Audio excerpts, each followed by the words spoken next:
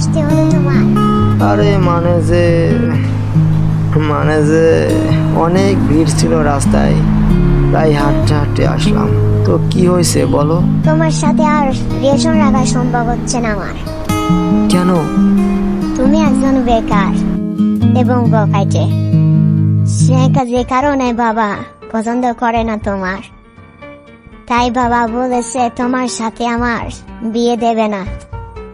তাছাড়া বাবা আমাকে যার সাথে বিয়ে দেবে বলেছে তার কি নেই, টাকা পয়সা, বাড়ি গাড়ি, নাম গাম সব আছে। আর এইদিকে তোমার কি আছে? কিছুই নেই।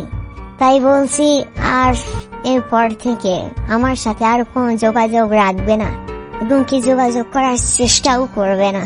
জানি আমি মন যা চাই সে তো পায় না, কেউ সুখী হয় কে সুখী হতে পারে না।